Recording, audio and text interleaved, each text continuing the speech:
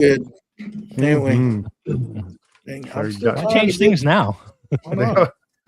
They just docked his first minute of pay. Oh boy. I'm still trying to get it started. Hold on. Here we go. We're starting off great. Did it come across? Yep. We're still not live. It sure did. Yeah, it says we're like live 5 on the watching. YouTubies. 5 watching. We The tubes of you. Mm-hmm. we're there. Why does Good mine job. lag so much? I got good internet now. There we are. Oh, I'm on the wrong one. Dang it. Because you're missing your whiskers. Huh? It's going to space. You can't tune in. We'll get it together, folks. So just give us a minute. It's the time change. We're blaming it on the time change. Yeah, blame it on the time change. That's it. That's what the problem is. Springing ahead. That's What's up, Mike? What's up, JR? What's going on? Hey, how are ya? Baby face. Oh, Shave your baby face face and look over older. there. Yeah. We'll have a little more to come on what happened there. Oh, See my beautiful jaws now. Yeah. what happened? You look about 10 years younger. Matt says I look old. Wackerle says I look Ah. older. I do. I think so. He's just meaner than me. He's a big old teddy bear. He ain't mean. What are you talking about? Anyhow, All right, let's kick this off. Should we get started? Yes, I think so. Yeah. Okay. All right, let me get this out of my system because I'll screw it all up. Let me just get through this. Okay. Cut it out, Wackerle. Here we go.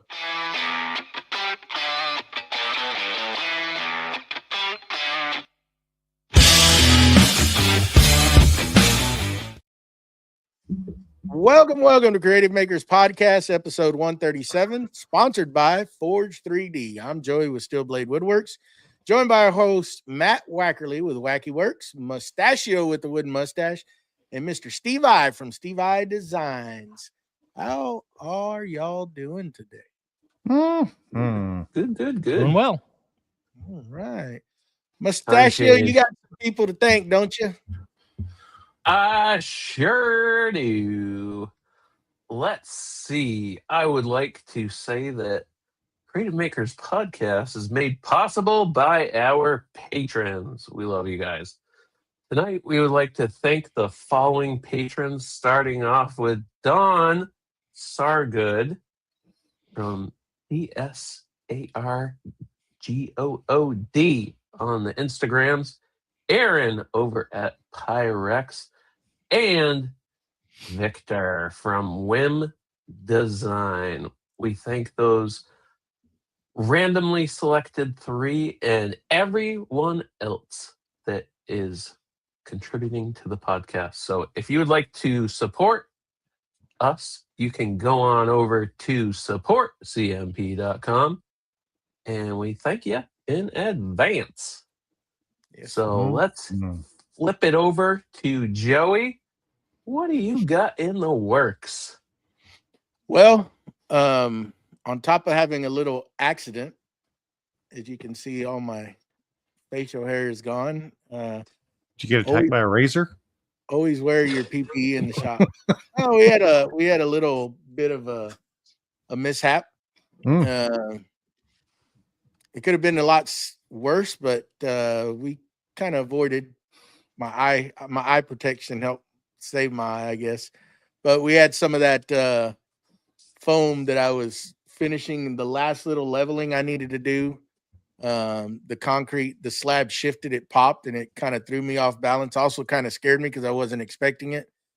And the actual gun come out of the hole, and that pressure shot all that foam back into my face.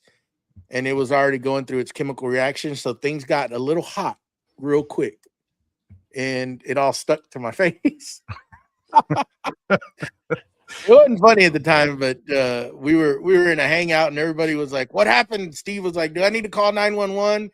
And at the same time, I'm dealing with expanding foam and heat. I threw my hand over the hole to stop it from shooting out. And then that foam started expanding and and I had foam expanding here on my face. Oh, it was a freaking mess. It was a freaking mess.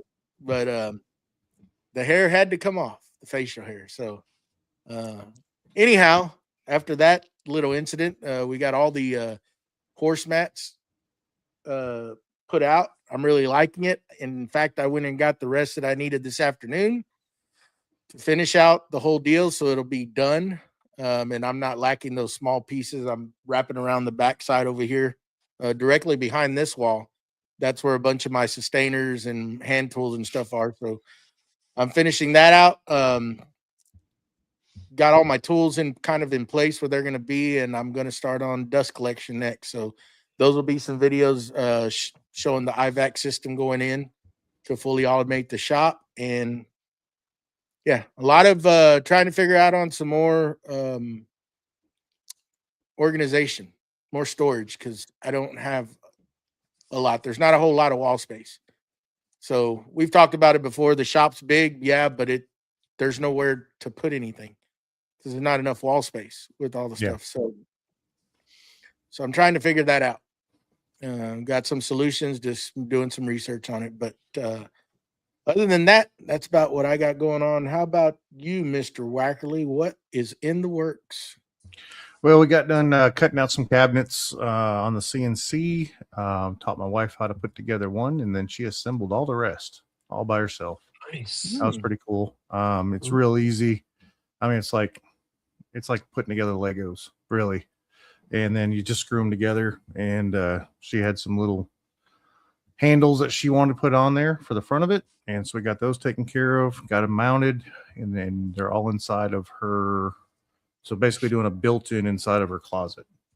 So all of the, basically instead of a dresser outside of it, dresser inside, stacked up. She's looking over it now to see if she wants to go a little higher or not. And so we might be putting some more in there, but they're completely customizable where you can just stack them on top of each other. They lock right in place. It's a really good system.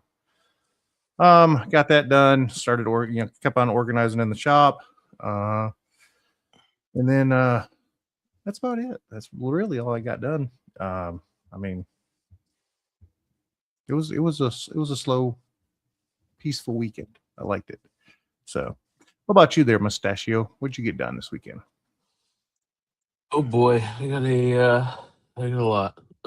Actually made notes before this. So we'll go back to being in Iowa. Last weekend, Scott and I loaded the Onefinity CNC, the planer, lumber. Gave me a pressure pot too. So we got that all loaded on Sunday before we did the podcast last week, and I left at like 7:30 in the morning on Monday. I was gonna leave at 6, and I was about to go to bed, and I said, you know what, I'm gonna get an extra hour of sleep. So got on the road at 7. I stopped by a Casey's gas station, which I know a lot of folks around there rave about. Their breakfast burrito and the breakfast pizza. Oh baby, they very, very well done. I think I drove 7:15 in the morning. I finally gave up at like 2:30. That would be Tuesday early morning. Stopped at a rest stop and somehow opened my tailgate, and it was open the entire night at the rest stop with a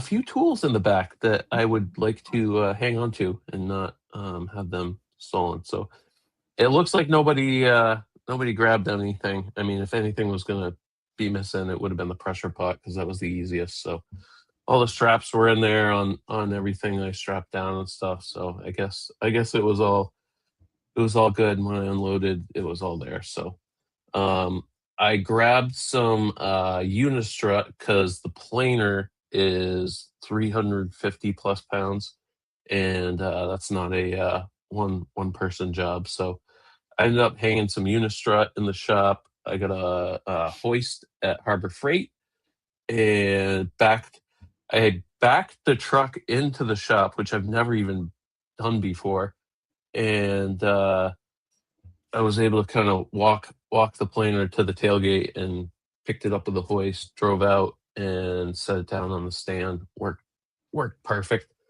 I also just did a big reorganization on the French cleat wall because I have some little boxes and stuff that I put a cleat on the back of, and it's just collecting junk. Like, I took one of them off the wall. I was like, I haven't even gone into this for years. Like, why is this even like here? So I'm in the process of kind of moving everything around with respect to that. I have to at the very top of my wall on the house side, I have just like the 1-inch pink foam board that I want to rip down and actually put like an access panel and plywood up there. So once I can do that, then I can run the 220 over to that side and run the 4-inch dust collection line over there, because it stops a little bit before that wall, and I just got to wrap around and then come down for the planer and joiner, because that's going to sit over there. I also put Lido's shelf up when Steve and I went over to visit him. Oh boy, 3 months ago, back in November. Probably. Yeah. So I thank Mike for that little shelf system that he made, and just gave it to me. He gave it to me. They gave it to me. Let's see. I modeled and printed. I had Wemo smart outlets in the shop, and those are no longer supported. You can't even like open the app. So I switched over to Leviton, and I have some of those smart plugs and stuff. I made a little 3D print to wall mount that little unit, and I got those mounted. Let's see. I start selling some tools. That's the last thing. The planer, I got the little DeWalt 735. That is going to go. In addition to the flip cart that's on, I don't know if I'll be able to sell the flip cart or include it with the planer. I'll just put it out there and see if anyone bites. I also got to sell the old laser, and you guys will like this. I'm going to sell the scroll saw. With the laser and the CNC now, I can't see myself using that anymore. So what are you going to use to hold the door open? Get a rock. It'd be okay. Yeah. Okay. Yeah. You can CNC a doorstop. I mean, come on. Or 3D print. I have a few 3D printed doorstops that say Hodor. It's about time you've grown up and get rid of the scroll saw. Hey! I did some cool stuff with that. I feel like. I bet you the scroll saw people hate me. Yeah. Look at that! Jamie's in the chat. Oh, look at this guy here. He's got 2. Wow. So, that's it for me. What's up with you, Steve? What you got in the works? Yeah, so clearly not as productive as your week, but I was able to get the tops cut out and edge banded and in place for my miter station that I'm slowly finishing up. I also, in putting together a dry fit of my drill press cabinet, I realized that I measured twice and cut wrong. So there's one little spot in the back of the cabinet where the cabinet goes around the post of the drill press that I realized last night when I'm thinking about it is trying to figure out how I miscalculated that cut. I ended up remembering that when I was in SketchUp and I measured off of the the cabinet, I actually measured the inside wall of the cabinet where the drawers go to the front edge of the cabinet. And I never added the 18 mil for the actual plywood that's the back. So I actually cut it 18 mil too much. So I got to figure out whether I'm actually just going to recut those top and bottom or whether I'm just going to patch it. And if I patch it, I don't think it's going to be a big issue because I'm planning on putting a solid surface material on the top anyways. So no one's ever going to really see it. I'm going to be the only one that knows I did that. And now everyone out there on the internet. If anybody comes over and notices it, just kick them out of your house. Yeah, that's right. Yep. 100%. Hey, Steve, what's going on in here? Why do you have my cabinet unassembled? Hey, did you see my front door? We'll go see it now. Absolutely. So it is. I'm trying to get this thing done because I'm planning on using this for my Make What You Fear project. That is quickly coming to an end, which I believe I have to be done by the end of the month. And yeah, so it's almost there. I have all the pieces, with the exception of the solid surface material, which I don't think is going to be a problem to go get at the local big box store. It's not a very large piece, but yeah, so that's where I am with that. And I think I can't remember whether I mentioned it last week or not. I think it was last Saturday or Sunday. I finally got the air weights onto the CNC. I have not actually had a chance to try them out, but I just tested them and they work great. So I'm looking forward to working with those. But that's kind of it for me. So let's switch gears to tonight's main conversation. And tonight on the podcast, we're breaking down what it takes to get started in wood turning, from the basic tools and equipment to whether you actually need a class to learn. When you're jumping into the big debate of carbide versus traditional tools, when should you use each? What happens when epoxy joins the party? And how do you actually turn wood, resin, and hybrid blanks without ruining your project? Before we argue about carbide versus traditional tools, let's talk about what it actually takes to get started in turning. I would say that you first need to be able to get a lathe that is to your size. What is it you're going to do? If you're going to do small stuff, you want a smaller lathe. You don't need such a big lathe to be able to do that. So you can get a smaller lathe. You definitely need probably some safety gear, something like a face shield, something to get, things are going to come at you. Wood shavings, whatever it is that you're turning. You're going to need some tools. And if you go into carbides, we'll talk about that later. But if you go into carbides, you probably don't need sharpening. You need to be able to buy some extra carbides. But if you go into traditional tools, you'll need something to sharpen it with as well. And then obviously you're going to need some wood and wood, resin, or hybrid blanks, however it is that you end up turning. And of course sandpaper, because you're going to have some edges that you're going to have to smooth out. So those are like the bare minimum things that you're going to need just to get started. So let's talk a little bit. You mentioned different size lathes.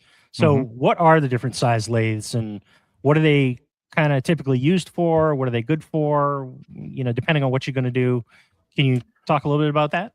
So yeah, your smaller, your bench top size lathes are more for your smaller blanks, your handle blanks, doing in small bowls, or if you're doing like a handle or pens, stuff like that. And then you can get into bigger. So when you talk about that first number is going to be, when you think about it, a 60. So the last number is like the size of your bowl blank. And here I go with the camera. Like the size of your diameter that you can turn. There you go. And then it has your overall length as well.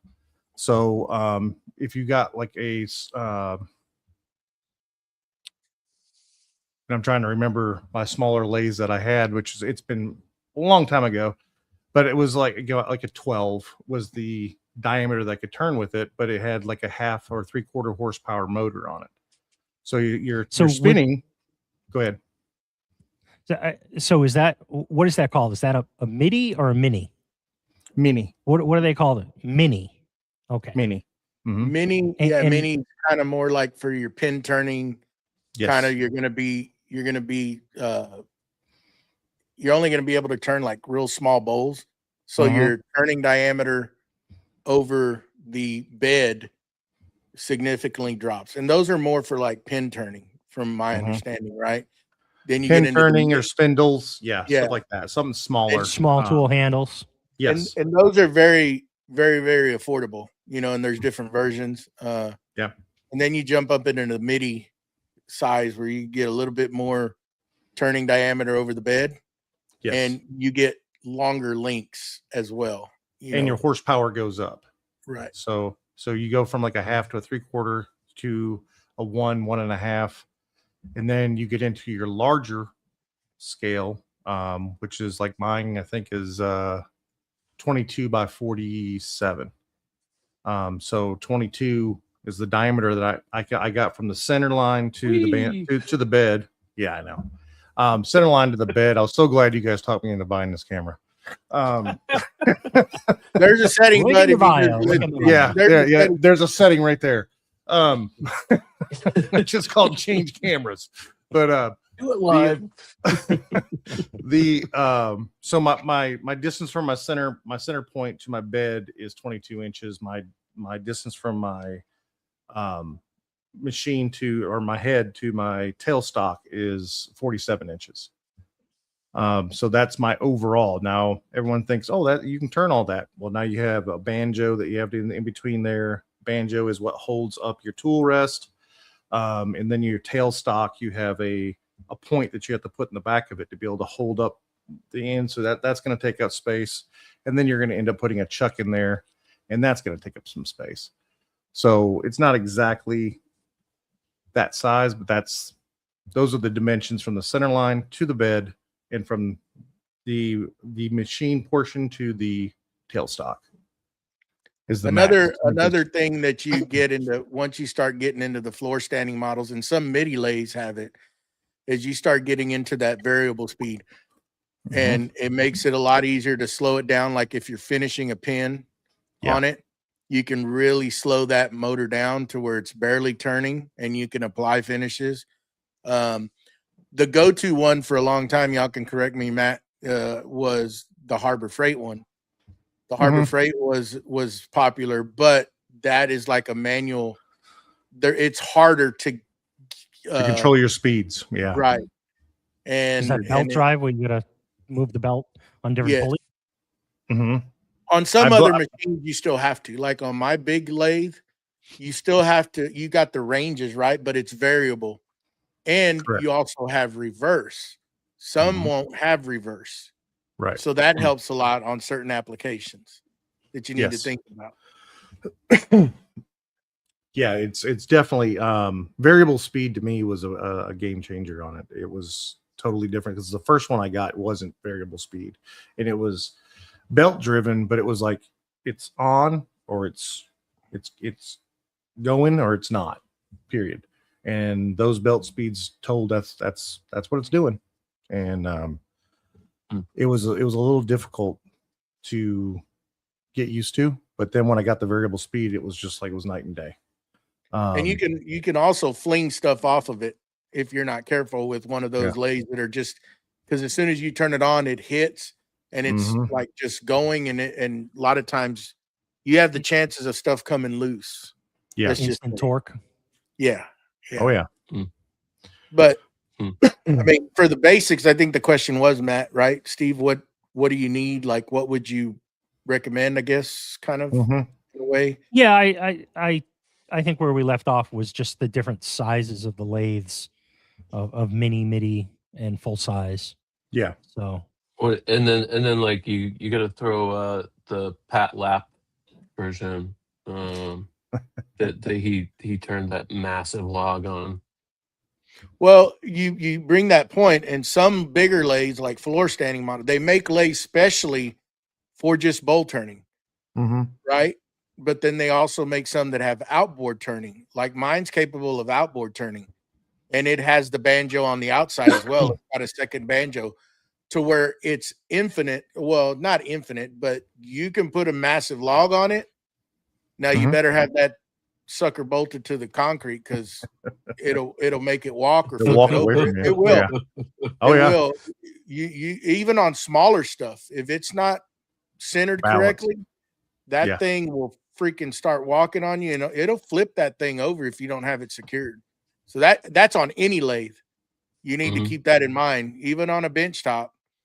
You know, when you talk about outboard turning, is that when you're turning the actual motor drive head around so it's actually in front of it? Yeah. Some do. Some just have the extended spindle to the back to that side. Okay, so it goes straight through, and instead of in between the tailstock and the head, it actually goes all the way out, and you can put a chuck on the outside as opposed to spinning the head. Now you got to remember though, you're still turning the same way, right? It does not reverse. So if when you're turning, you're turning that forward on a lathe is counterclockwise. That's how your stuff's spinning. Reverse is clockwise. Think about it, Matt. No. Yes. I don't know. The machine is turning like this, which is counter. Yeah, you're right. Yeah, that's correct. Yeah. And then when in reverse, it's clockwise. That's right. Because you're bringing the wood down into your tool. Yeah. Yeah. Yes. So outboard does not change that. It's still turning this because it's the same shaft, right? I mean, correct. And now you have different types of outboards. So you can just you have ports. You have machines that just turn the head out just a little bit. And then you have an extended banjo that comes out that you can get in front of it with. And then you have some, like Joey was talking about, you can turn your head all the way around, basically 180. And then you have an external tool rest to go on from it, and it's independent of. So JP brings up a good point there on your Morse taper. They vary on your different sizes. Yes. So you need to keep that in mind. Like if you have two lathes, right? If they're a MIDI and a floor standing model, you can get them with the same Morse taper, so everything interchanges, and you're not having to buy different things because there's Morse taper 1, Morse taper 2. And if you don't, some of that stuff gets pricey. Go ahead. So my wife's is a Morse taper 1, and I have a Morse taper 2 on mine. So it makes it. I didn't know that when I first bought it. It's so that I had to buy an adapter so that we could use the same chuck if we wanted to. So it was a learning experience. And it was actually JP that I was like, those don't even fit. There's different sizes. Now that's actually a good segue. You could buy adapters, but all that does is it extends everything out, and you take more of a chance of bending your spindle. There's more things that can happen because you're further away from the actual bearing and whatnot. So just like anything, the further you get away, and remember, you're putting leverage on it, right, with that tool. So you got to be careful when you might start getting chatter in there as well. There's a lot of things, that come into play. But if we're looking at the basic things that you need, your lathe, you need to kind of what it is that you're going to get. If you're getting bigger lathe, smaller, if you're going to do smaller, they make ones that are just dedicated just to do pins. That's all they do. And then you're going to want what kind of tools are you going to use? You're going to want some safety gear, sandpaper. Those are the things that you're going to want as you go through this to begin with. And of course, you're going to want a chuck. That's a good segue. Let's talk about chucks. What are the different types? So you have different chucks. So I particularly enjoy the Easy Wood Tools chuck. It's a quick adapting. It's it has points in it that you can push, and you can change out the different sizes of I like those. That's been my favorite. I was introduced to that after there was an accident with my chuck. But then there's ones that you actually have to bolt on to take the different sizes off, and I'm not particularly fond of those. It takes a lot longer time. Like the Nova chuck, stuff like that. Shut up, JP. So there's different ways of doing it, but I do like the Easy Wood Tools chuck. It's a little bit more expensive, but the quick change makes a huge difference. It really does. I would say that is hands down, if you're doing turning, the best chuck on the market.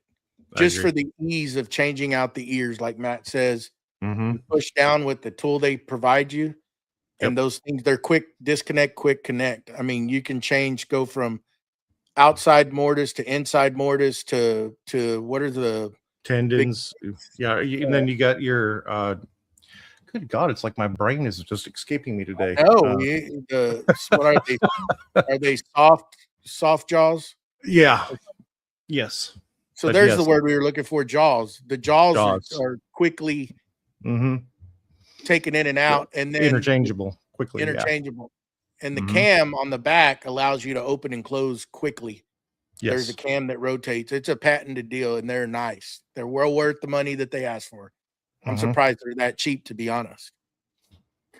But that's a way to go. I've got two different ones, and I don't even use the other one because you got to individually unscrew each jaw with 2 screws each. Take each ear off, and they have 4. Right. So then they're labeled in the right order to put them on there.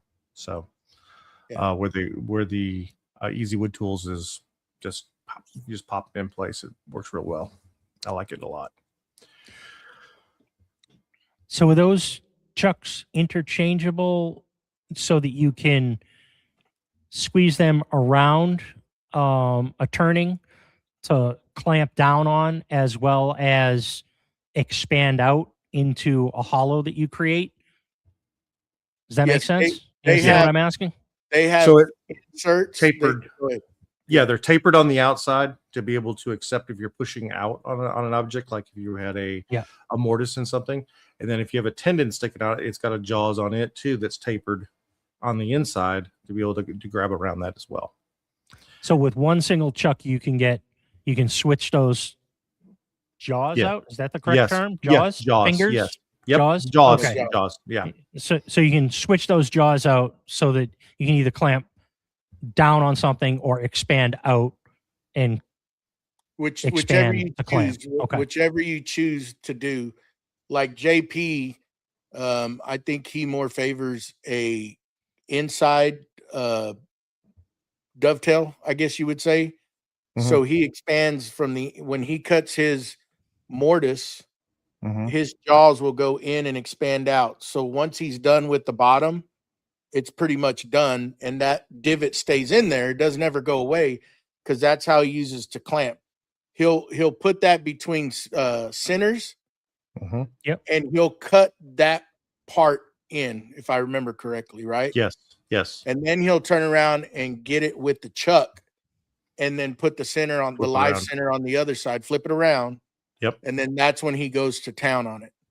And that's kind of, we've watched him so much, and I believe that's Matt. I don't know what you actually prefer doing on your bowls. Usually I do a mortise as well.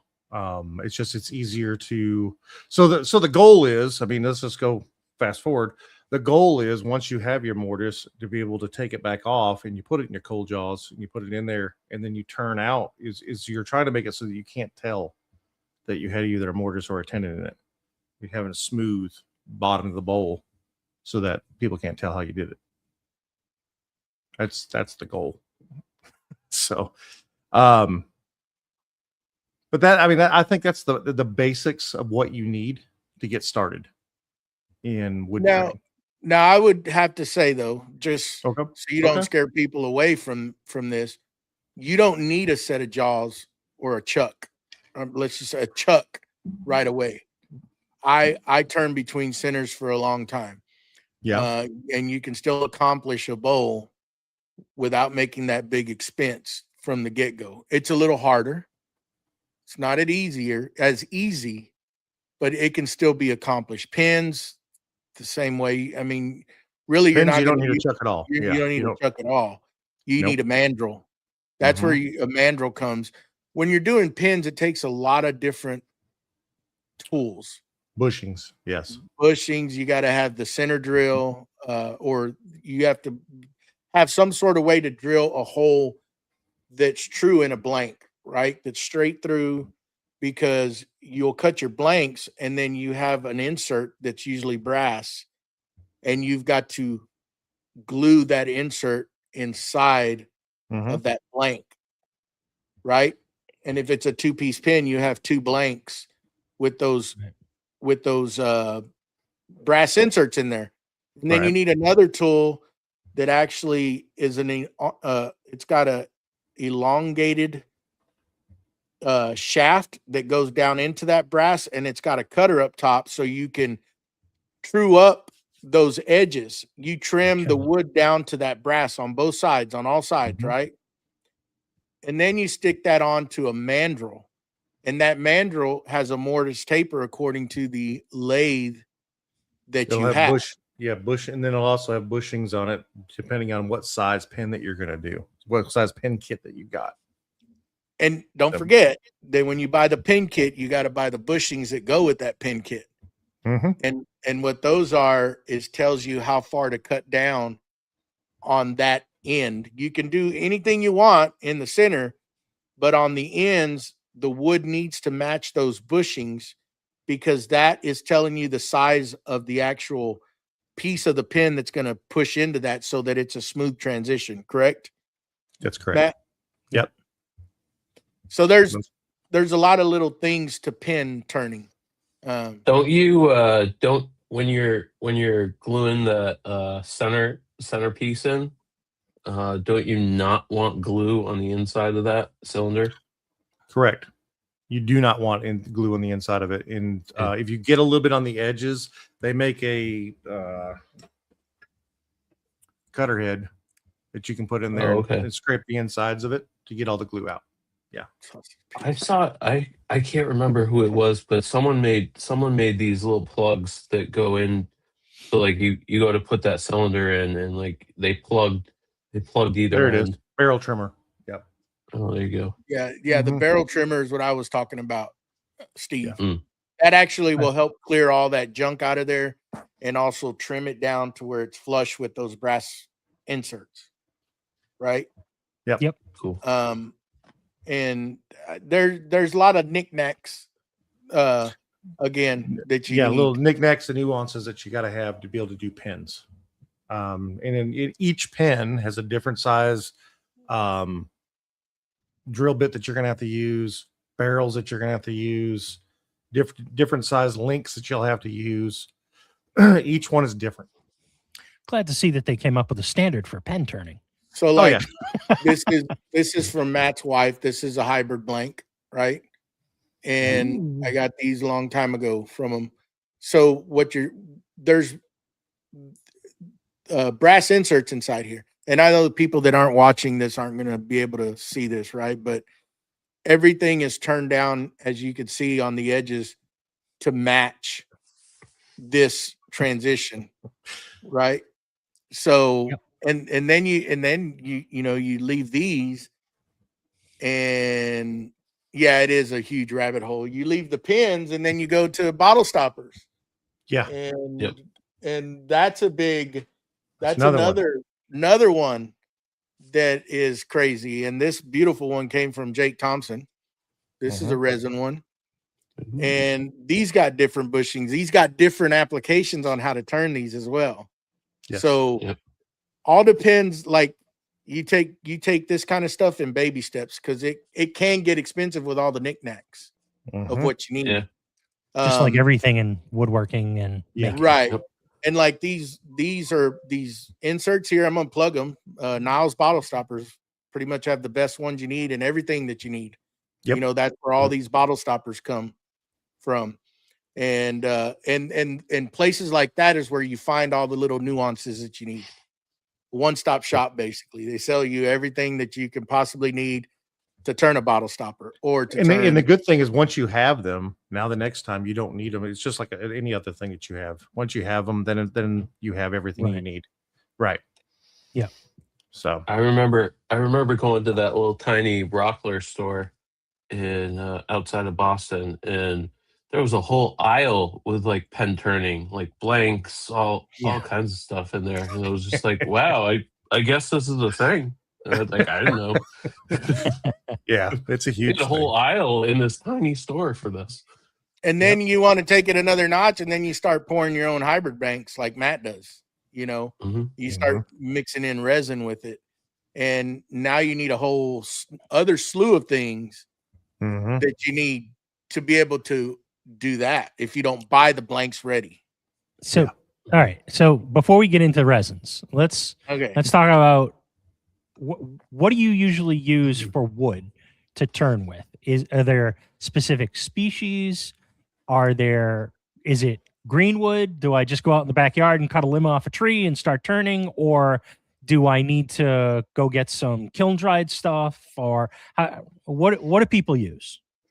So I personally dry back my wood. I have wood that's been drying in my shop now for 2-3 years now. So it's just air dried. Air dried. Well, sometimes I put it in chips especially if you have something wet like walnut. Walnut's a bad one. It's got to be dried slower. Sometimes you got to seal the ends of it, the end grained of it. But I'll usually cut my bowl blanks, get them rough cut. But I'll rough cut mine, get it centered, and then I'll just put it inside. I'll take some of the shavings that I already had that are already dry from other things that I've turned, put it inside of a box, Joey special, and then put the sawdust and wood chips inside there, and then put the bowl blank in the center of that, get it all covered up, and it'll dry slower, but it will be dry more evenly, which is what I found. So that way it doesn't crack on you. Because if it dries too fast, that's what's going to happen is it's going to crack. It's going to become oblonged. If you try to turn it too fast, if it's wet and too thin, it'll become oblonged as well. When you say too fast, are you talking about the RPM speeds or too soon before it's dry? Too soon before it's dry. So I'll sometimes rough cut mine, but I'll leave it 2.5 inches thick. And then I'll put it inside the wood chips and let it dry out there some. And then once it's probably a year, then I'll put it inside on the shelf and let it finish drying, which I have an air conditioned shop that's dehumidified. So it's constantly pulling moisture out. But if you turning wet wood, or green wood, however you want to call it, is super fun. The chips come off great. Ribbons are just flying. Big ribbons, right? Yeah. Yeah. It's awesome. One of the trees that fell in my backyard, someone's like, "Oh, go and grab a log and practice turning on that." Like green wood's so fun. So I'm gonna ask this question. Okay. When you're processing a tree trunk, right? How do you cut your blank? Because I've seen people just cut them in sections and throw it on the lathe, and they say, no, that's going to explode. You need to cut around, cut the diameter to the width, whatever, right?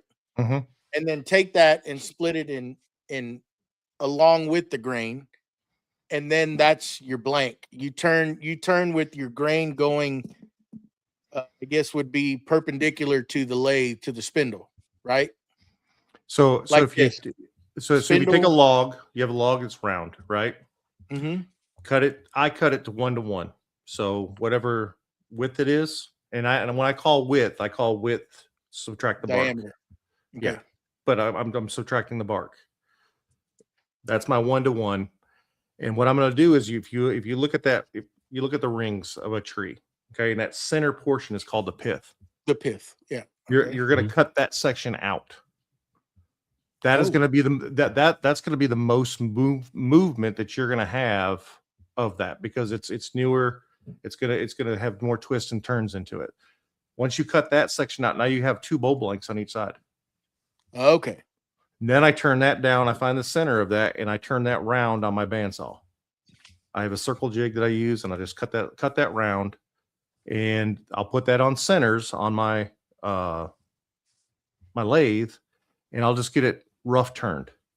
Rough turned, still something to grab on the rear end of it, and that's what I start drawing.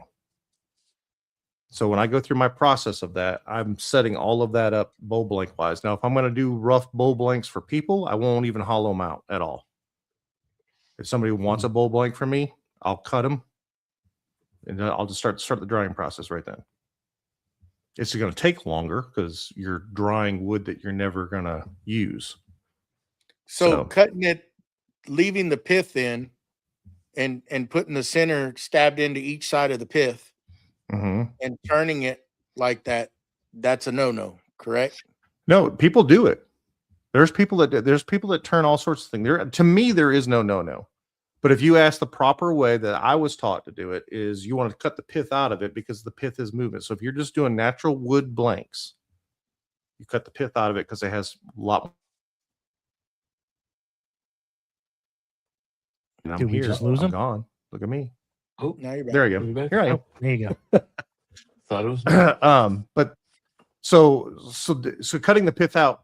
Now I have plenty of things that I've turned on the lathe. You can look back into the stuff I've done where I've turned it the other way, and I've let the pith in the center of it, and I've cut it out. I've done vases that way. I've done all sorts of things. There is no wrong way.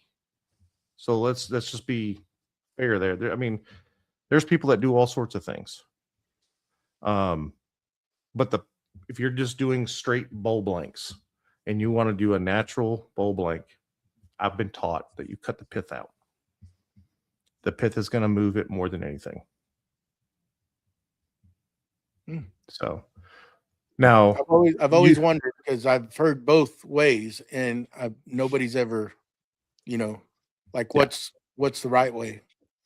There, again, it's so, and that's why I've been taught. Now you can tell when somebody's turning wet wood because you'll just see ribbons. They'll be flying like crazy, and it's just wood, and trust me, it's fun.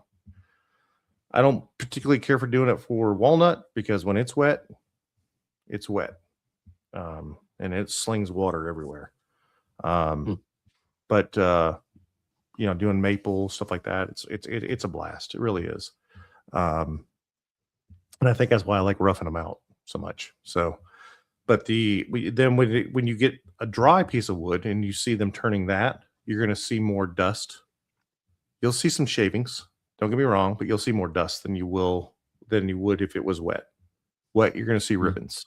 It's going to fly. Whether you're doing traditional or you're scraping with carbides. Either way, it's going to do ribbons off from it.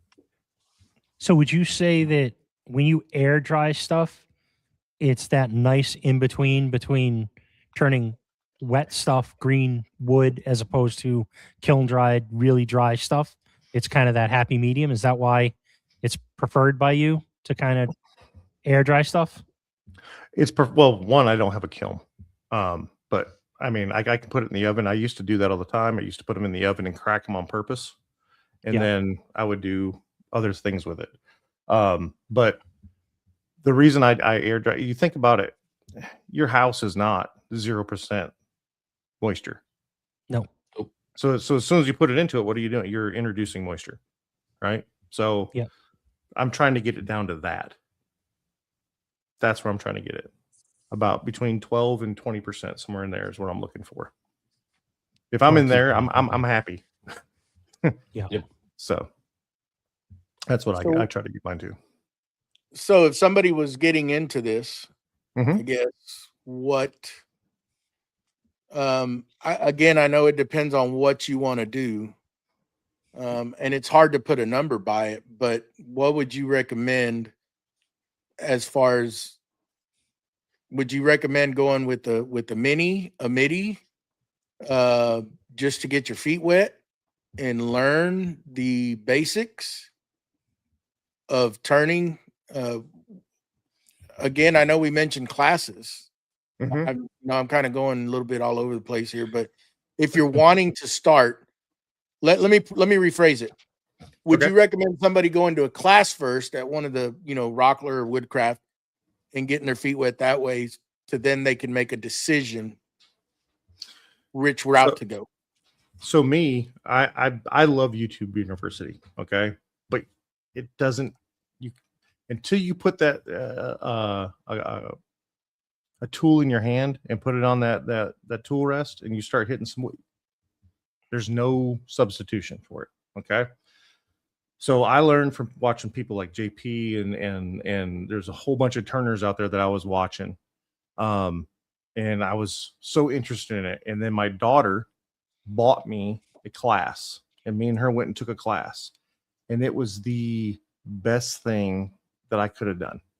I learned so much and I had so much in my head that I wanted to do, and learn the different ways of how to set it up on centers, and then how to grab it, and then how to pull it around, and then how to hollow it out, and how you move and how you hold the tool. Nobody's ever talked about that in any of I've never seen anybody talk about it, how you hold your tool, that you use your body to move your tool most of the time. You're trying to keep your body because that keeps you more steady moving across it. And nobody in that class taught me that. And it was like, this makes more sense now. And I can, and of course, never stick your fingers past the tool rest, stuff like that. But so to me, if you can go take a class, yes, go take a class or learn from somebody that actually does it well. Bad technique, teaching bad technique isn't a good thing. So make sure you find somebody that's doing it well. But yeah, a class, I highly recommend a class just to get your feet wet. And I mean, I left that class and started buying stuff left and right. There's a guy right there that you can learn so much from watching his videos, Matt as well. But JP, I learned a lot watching his stuff. Yeah. I mean, that is, I mean, you get a lot of the things and the techniques. Now it's different once you got to do it. Because I can tell you, I learned from YouTube University. I know nothing. But it is a rush when you have something spinning pretty fast and you're fixing to jab a knife into it. I tell you what, you get I mean, you're like, oh man, I don't, So I remember the first time I did it. It was intense and not camping. So not a dad joke. So all other tools, you think about it, you put a rotating blade to cut something. This is the only thing I know that you rotate the piece with speed to stick a tool into it to cut it. It's the exact opposite. It's backwards. Yeah, instead of spinning blade of death, it's spinning block of wood. Oh, and trust me, it's a block of death too. Trust me. If you're not doing it correctly. Oh, I've seen some accidents. I've seen some accidents on lathe. Oh yeah. And I mean, I got horror stories. JP's got horror stories. Anybody that's ever turned for a while, you're gonna have horror stories. But if you do it safely, it's pretty safe. So you recommend going to a class, whether it be a weekend class at your local Woodcraft or Rockler, or a woodworking school that offers turning classes or something like that. What is a makerspace? Makerspace, maybe. Yep, absolutely, absolutely. So, do you? I mean, I don't even know if this is a valid question, but do you feel as though most people start out with turning small things like pens and bottle stoppers and progress into bowls and then vessels and vases and the old slugger? I started I cut a 2x4 long, ripped a 2x4 in half and just played with that. Is my very first thing in my shop that I did. In the class I did 3 bowls and he told me I had to stop because I kept on using up all of his wood. But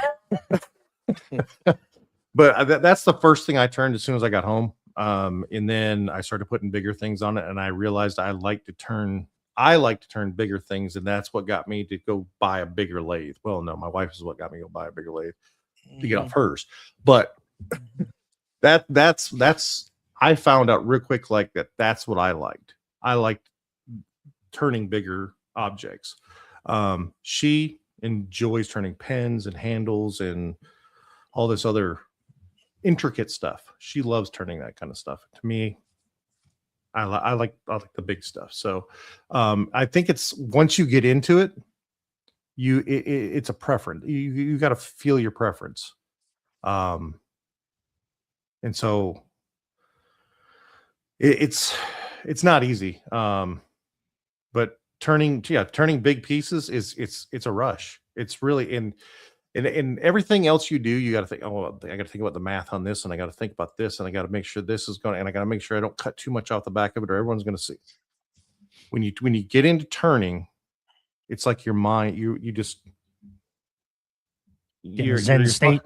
Yeah, your mind, you don't think about anything else. You're just enjoying what the wood's and the wood's going to tell you what to do. It really is. It's going to be more. You can't make it do what it doesn't want to do. It's your artistic side coming out, because you get to do whatever the heck you want to do. Yeah, and you start now. The only thing that I will say about that is if you're doing like spindle legs, you have to duplicate that. Yeah. So make sure you don't, if you're just starting, those were one of the biggest reasons that I bought the lathe, the big lathe, was to turn table legs at the time I was building them. And I wanted a way to turn spindles. And that was the lathe that would allow me the furthest between centers to get something big enough to turn spindle legs. And that is fun, man. It's a little scary when you have a big old chunk of 6x6 square wood on there, and you start turning that sucker, and those first taps on that tool start hitting, and you're trying to get that thing from square to round, and at the time I didn't have a bandsaw. There's ways to shave that down so it's not so square, to make it a little easier, because it wears you out. And especially when I didn't know better and I was turning with some small little chisels and not a big handle one where you get more leverage. I mean, it wears you out after a while. Your hands start hurting, your shoulders start hurting. Well, because once you're so tense up that you have you have a death grab on that thing, because you don't know what the hell is going to happen, right? Yeah. And that thing starts turning, and you can hear the wind coming off of it. It's just whirling, and it's pretty wild. But yeah, I know Scott. I know on Scott's rounds that he turns, he takes the corners off. So instead of 4 sides, he's got, would it be 8? Yeah, like an octagon. Yeah. You can set up a table saw jig you can lock the piece in and cut the corners off, so that way it's like you said, from 4 to 8. Makes it a little easier. Or if you table saw, you can flip the bed down. Yeah. On a bandsaw. So you can do that. On a bandsaw, yeah. So we've talked about bottle stoppers, we've talked about pens, we've talked a little bit about bowls. Are there any special things that are needed if you're thinking about getting into vessels, like vases, like tall, thin, hollow things with small openings? Yes. So you're gonna need and forgive me because I'm not thinking about the proper term, but it's an extension. Basically, the piece is rounded out or rounded over, comes over like a hook, but it makes it so that you can extend it's an extension basically, because can go farther away from the tool rest. The farther away from that tool rest, the less control that you have, but it makes it so that because it's rounded like that, it has a flat spot, it gets it so that you can get it in there to those tight spots. I will say that's the only time that I've really hurt myself, is hollowing out a vase. And it was actually jack-o'-lanterns that I was hollowing out. And like I told you, the most control you have is next to your body. And I had it as far up in there as it would go. And I had the tool rest all up in there, and I had it in there, and I had my hand out here, and it was hickory, and I caught a knot, and it came out and just caught me right across the forehead. And yeah, that's the only time I think I've ever been hurt on the lathe. But if you follow the ABCs of what you're supposed to do, you won't do that. So, but lackadaisical on it sometimes, just thinking about it. But hollowing out is it is scary. You don't want to sit there and take big gouges out of it. You don't, because it'll twist the piece, because you don't have now you don't have tailstock holding. The only thing that's holding that is that mortise that you have in there. And so you have to take small bites. You have to take, you're not going in to gouge it. You're being careful, very, very careful, and realizing what it is that you're doing. And usually, go ahead. Yeah. I was just going to say, and they have different curvatures on hollow chisels. Correct. That they've got it's basically like a rounded neck. And like a gooseneck chisel. Yes. Pretty much. Yeah. And there's so many different things out there on the market. What's the company? They have like lasers and stuff that you could put in there that kind of show you. Thickness. Yeah. So like for doing hollowing and stuff like that, for basically it's a laser. It's a laser that points down to tell you where your blade is at all times, and so it's got two pieces that's going through it. So your cutter head is on the front of it, and then your laser is up top, pointing down, so you can see. Because once you get in there, I mean, unless you're got your head down inside of it, you can't see what you're doing. You're doing it all by feel.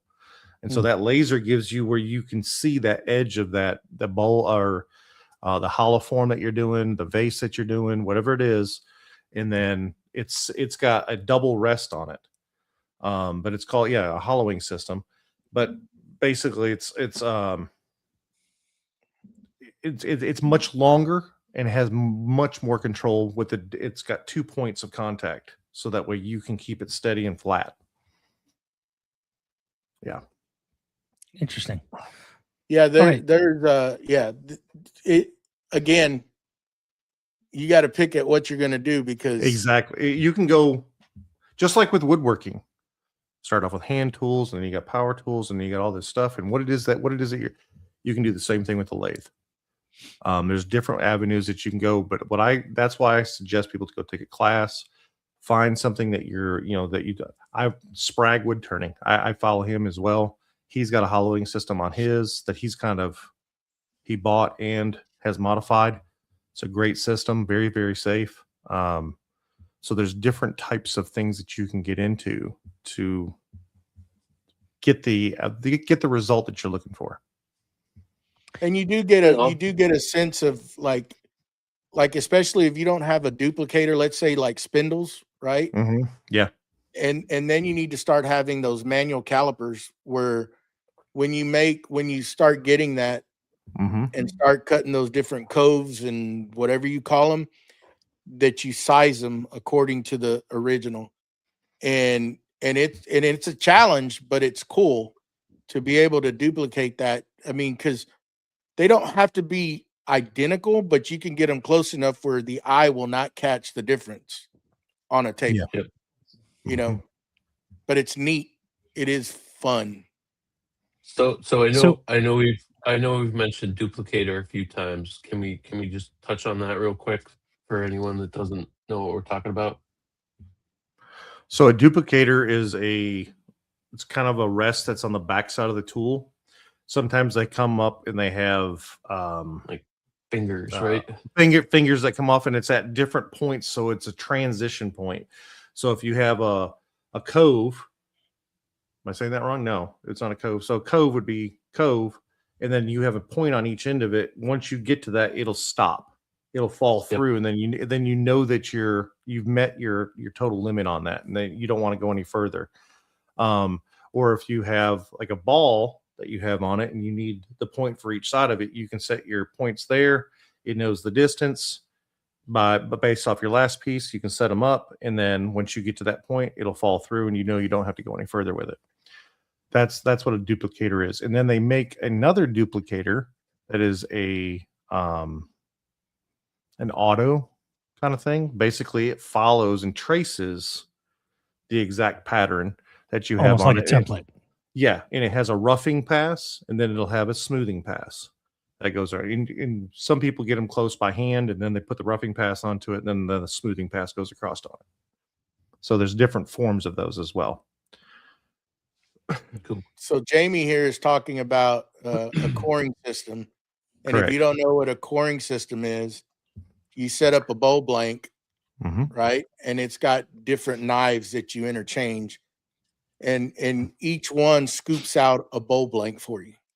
So basically it's cutting behind the wood or in the center of, but behind, and then gets to the center of it where you can kind of break it loose. And now you have another bowl blank that's smaller of that same wood. So you're not just wasting all the wood that's in the center of it. So you can have a set of nesting bowls. Yes. Yes. 100%. 100%. Yes. Now it just roughs it out. Now it's up to you to bring it down to final dimension, right? Correct. But it conserves wood. One bowl blank can produce you, I don't know, depending on how many, depending on how big it is. Yeah, how many blades you get, because each one's a different size, right? So yeah, and some systems, and then some systems is based off of how you set up your entry point. Yeah. Yeah. Yep. Yeah. It's a cool thing. Now again, I'll hit back on it. Like Jamie said, it's a rabbit hole, man. Yes. You need to pick one because it'll get very, very pricey quick. Pin turning alone, it can get crazy quick, but it's fun. You can just start with the basic pins and then start getting into those more intricate ones. It seems like it's a quick, easy win in the shop. Pens, bottle stoppers, they don't take a lot of time. You can go down into your shop and spit out, couple, 2, 3, 4, 5 of those in no time at all. And even finishing, you can just do a simple CA finish with CA glue. Yeah. Yeah. There's multiple finishes that you can do, multiple different ways of people doing it. You can OG juice and there's so many different ways of finishing it. There is no set way, but there is a finish, and you can see when you get done, does it look good? Is there streaks? Is there, just like you do with anything else? Yeah. So before we get too deep into the finishing, let's switch gears a little bit to the actual tools. And before we get into the carbide versus regular, let's start easy. I've heard two things. I've heard basically, depending on what you're turning, the smaller the item, the shorter the tool. So if I'm turning pens, I have a rather, short bowl gouge or parting tool or whatever. And as I increase and I go with larger things like bowls or vessels, and I get further away, you want longer tools so that you can stabilize them against your your rib cage and get that leverage that Joey was talking about earlier, so you don't get that fatigue or in danger. So briefly, let's talk about what the basic tools are. A round over, a parting tool, a paring tool. What are they, and what order do you use them in, or why would you use them? So to me, if you're going, so let's just start with traditional. Let's just start there. And they're going to be the same names, whether it's traditional or carbides. You're going to have more of a roughing gouge. And then you're going to have a more of a, what I call a bowl gouge.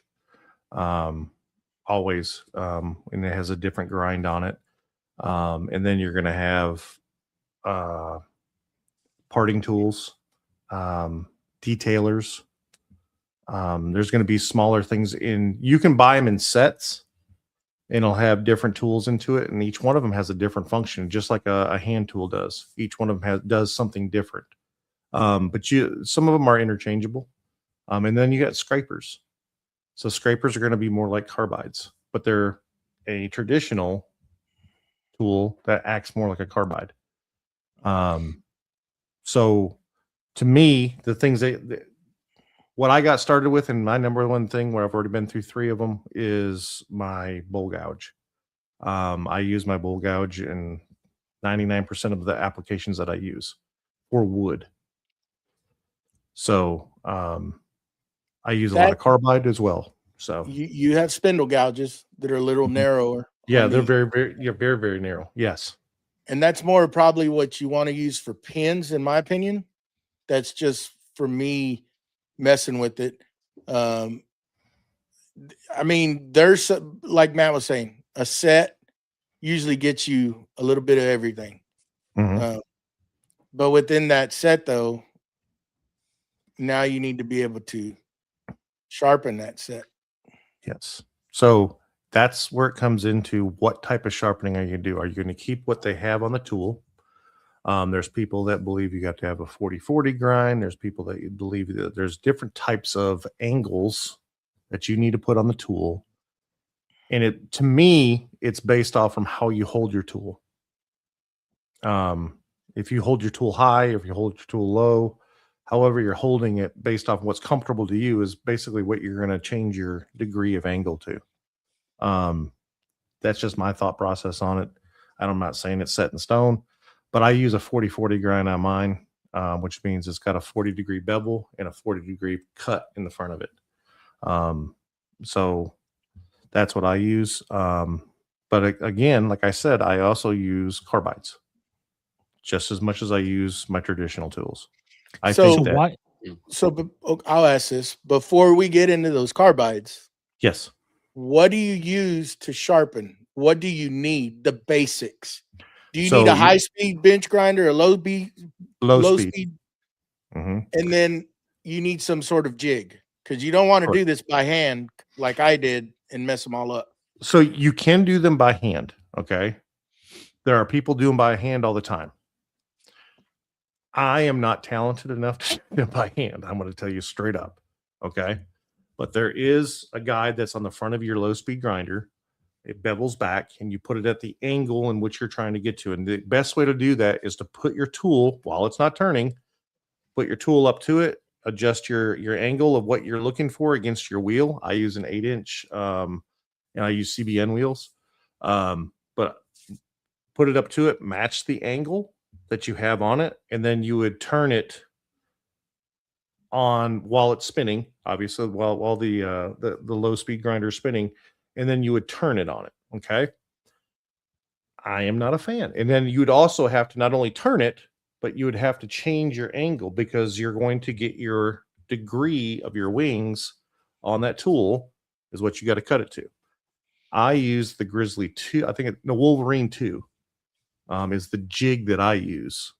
And basically I slide my tool into it. I put it into the jig, slide it up to the wheel. It matches it. I lock it down, turn the wheel on, slide it back in, and I turn it. It just slides with it and cuts the wings, cuts everything, all at that same angle. So when you just for the audio listeners, okay, when you say that, you're rotating the tool clockwise and counterclockwise, as well as taking the handle end of the tool and moving that in an arc left and right while turning it so that you're getting the complete surface of that radius on that, let's say, bowl gouge to be even. Correct. So you're doing two motions. You're rotating clockwise and counterclockwise, as well as kicking the far end of the handle closest to your body to the left and to the right. Yeah, to match those angles, whatever you're going to. Yes. And so you can do that by hand. Okay. Or you can use a jig. You can use a jig. And the jig works really easy. So and they're really not expensive, to be honest. I mean, they're very cost effective to get one because there's hundreds of them out there. Yes, most definitely. I mean, I went through a couple different ideas of what I was going to use, and then there's some people say that they don't use a grinder; they use a belt sander. It's I forget there's a name for it, but a certain one just for sharpening. Excalibur, I think, or something, isn't it? I can't remember. I liked the CBN wheels, so I stuck with mine. But I do know there is a way to do it there. It's got the angle already cut into it. It's got a jigs that you can put on it, whole 9 yards. So there's multiple different ways, and people have different ideas of how the blade needs to be put on it, and there's always a debate on that of who's right, who's wrong, and I think it's whatever you like, that's what needs to be. I don't care. So all right, so I'll ask the question now. Sorby, that was the name of it. Sorry. So Sorby tools. Yeah. Okay, so I'll ask the question. Why would I want to use a regular traditional tool as opposed to a carbide tool? Is it strictly because of sharpening? Or are there other reasons why I might choose a carbide tool over a traditional steel tool? In my opinion, okay, I think carbides are the easy way to start. You don't have sharpening, you don't have anything.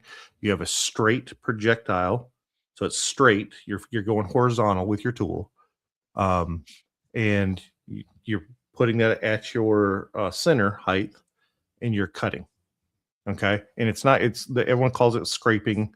I'm telling you now, it's cuts, because I've seen different people do different things with it. There's different blades that you can buy. So I know that the Easy Wood Tool blades have I think JB can correct me, I think it's 30-degree bevel on it, cut already, which makes it so when you're flat, you're still at 30 degrees. I never had those coming up. I didn't know about them until later on. I thought I was cutting with everybody, same thing as everybody else, but theirs was just cutting out better stuff than mine. So I always cocked mine back just a little bit, just angled it back a little bit, and I get the same thing. Probably not as good. The Easy Wood Tools seem to be. I've tried a couple of them here recently, and they're pretty nice.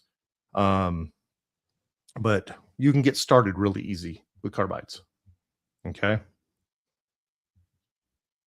If I was,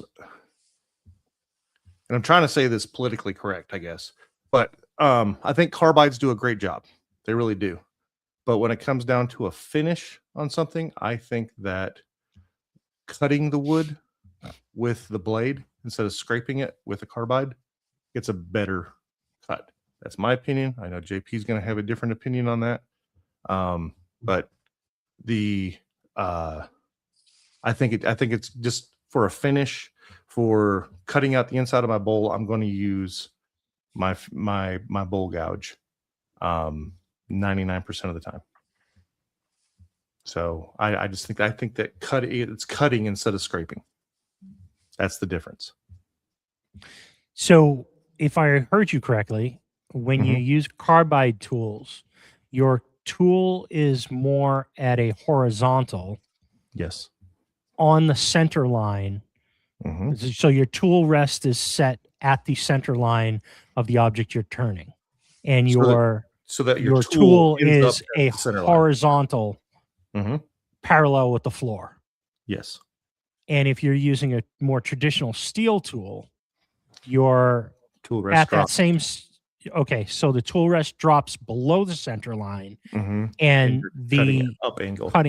Okay, you're cutting up at like a 45-degree angle, or no. It's a slight. It's a slight angle. It's a slight angle. It's probably like 15. 15.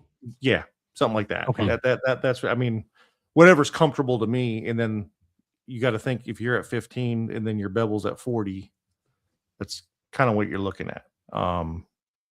Because you got that bevel on the back side or the front side of the tool. So interesting. Yeah. So I mean, and to me, it's cutting. And if you look up all the definitions of it, it's going to say that traditional tools cut for the most part, because they do have scrapers. Okay. Traditional tools cut where carbides are scrapers. I still say especially if you've angled your tool up just a little bit, they are cutting a little bit. I just don't think they do as, to me, the finished look that I get when I do a traditional tool, to me, it looks better. So with a traditional scraper, would you set that up the same way? You would set your tool rest on the center line and hold that horizontal, or would that still be at a slight upward angle? That's one. Yeah, that's one I can't. I've never gotten into it yet. I have one, never used it. I've seen a lot of videos. I would want to go take a class on it before I start, because it looks a little different than Carbide. It just looks different and it cuts different. And the blade, to me, it looks like they've angled it up just a little bit, but I'm not sure. I don't know for sure on that. And I don't want to overspeak. But I would like to go take a class on it. So, all right. Before. So, what else do folks need besides determining the size of what they want to make, the size of the lathe, and the regular steel or traditional tools versus Carbide? Is there anything else that they need? To me, no. I think you could jump into it and you can start. You got to get your feet wet. You know, you don't know. You can take all the classes on swimming, but if you don't get in the pool, you're not going to know. And so you got to get your feet wet. So, so there's one thing that I will suggest. If you're kind of timid and scared, they do make a, it's a center that goes into your spindle, because what's going to scare people is a catch. If you get a catch, we hadn't mentioned this. If you get a catch on a piece of wood, that's what tends to either pull the tool out of your hand and fling it across the shop, whatever. There is it's kind of a live center that goes on the drive side that will actually stop the wood. It's kind of like a clutch? let's think, yeah, in that sense, right? Kind of like anti-kickback feet or something on a table saw. So that way you can learn and it doesn't scare you, because a kickback can scare the hell out of you where you turn that thing off and or not a kickback, a catch where you just walk away and be like, okay, I'm done. Because if you get a good enough, if you get a good enough catch, it's going to fling that tool. If you're not prepared, it's going to fling that tool out of your hand. What's worse is when it flings the blank. Yes, or both. JP did one live where it flinged it out the thing. This bowl right here was my first bowl I ever turned, not knowing any better. Oak. You see that knot hole? It wasn't very predominant when I was turning this down, and my tool got caught when that gave way, when it finally showed its ugly face, and it flung it. I thought it tore my hand off. It bent my fingers back, flung the tool across the shop. It took me a while to find it because I don't know where it went. It just hit off the rafters and just went. But that stuff wasn't out on the market at that time. And if it was, I was self-taught. Yeah. But when I seen that thing, I forgot what it's called, but you can just probably Google that. And that thing is very, it's a center that goes into your spindle side. And it'll allow you what happens when you get a catch, it basically stops the wood. It doesn't let the lathe is a powerful thing. It won't keep turning and it'll just stop. The lathe's turning, but that thing has like a mechanism in there that will keep that from happening. You know, that it's just safety stuff, because if you are doing this without going and taking a class, I mean, you need to know those kind of things, because it's just like anything that'll deter you from wanting to turn. And it's fun. It is fun. It's like, Steve, when you say you get a hand plane and you just like to shave wood, just zen. Yeah. That is that as well. Yes. Because you could just whittle down a piece of wood just to do it. And you could come up with some crazy design. I mean, it's the sky's the limit. do all sorts of stuff. Yeah. Yeah. So let's switch gears a little bit. We've talked about a little bit of traditional wood and drying and green wood and everything. Have you ever turned anything that's like resin infused, like more like when you take like punky wood or something like that and stabilize it and then turn it? Is there anything different about that process as opposed to going full epoxy? Okay, now that's a big question. Mm-hmm. Matt's Seemed like gonna an have to easy one. No, Matt does it a lot. So when you talk about punky wood, let Matt explain how you can fix punky wood. So and that's a whole nother process. I do a lot of spalted maple, a lot. It's prevalent around me, and so and that's where it starts to get. It's got mineral deposits in it, but it's also starting to get a little punky. It's where water's flowed through it, right? So you have to dry the wood back, okay? And I dry mine in an oven. I keep it at about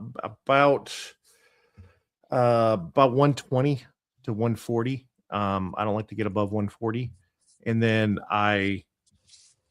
which is like 80 degrees, 60 to 80 degrees Celsius. There you go. Yeah. Jamie. Otherwise, it ends up purifying the wood. Correct, and it'll end up cracking it, end up messing it up. But I want to get it dry. Then I want to cool it, but I want to keep it in a container so it doesn't absorb moisture. And then I'm going to put it in a vacuum pot that has, I use, it's a stabilizer, but I use cactus juice is what I use. It's a 2-part epoxy, basically, and it stays liquid until it gets warm. And once you put it in there, you want to vacuum it until it's completely saturated, and then you can hold a vacuum on it for a while until it stays saturated. It's kind of like your ex. You're going to hold them down to the bubble stop. But so once that process is done, okay, you're going to take the bowl out. I let it drip for a little bit just to get some of the juices off from the cactus juice off from it, because I use it a lot. And then I put it back in the oven, and there's a certain temperature that you got to keep it, and you have to do it as long as it took you to vacuum it is the minimum. So you put it back in the oven at the specified temperature for that resin, and hold it in there, and it'll basically, it turns almost like, to crystals. It hardens the wood so that it will hold together, and you'll see some of that on the outside of it. And so the first thing I do is either sand that off from it, or put it on the lathe and turn some of that off from it. It turns a lot different than regular wood does. It has more of a powder to it. But that's basically the entire process to stabilize wood. And then you're going to either turn it or cast it in resin, because you don't want to cast regular resin into punky wood. It will split on you, crack, stuff of that nature. If you don't get everything into all the punkiness, because it's still going to be punky if you didn't use a stabilizing liquid. Right.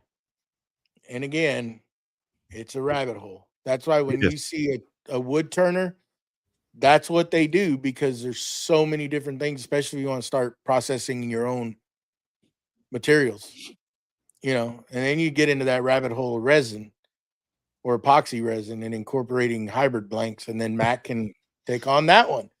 Yeah. If you want to know the process, you got to stabilize it. Mm-hmm. From what I've seen these guys doing, you got to stabilize it first before you add in that epoxy. Yeah, and JP is talking about what I just turned he just turned a bowl that I had I sent him over there that was purple and green and white, I think it was. And it was stabilized spalted maple. And coated as well as resin. So you have to stabilize it, get it out, let it cool again. Don't put resin on hot wood.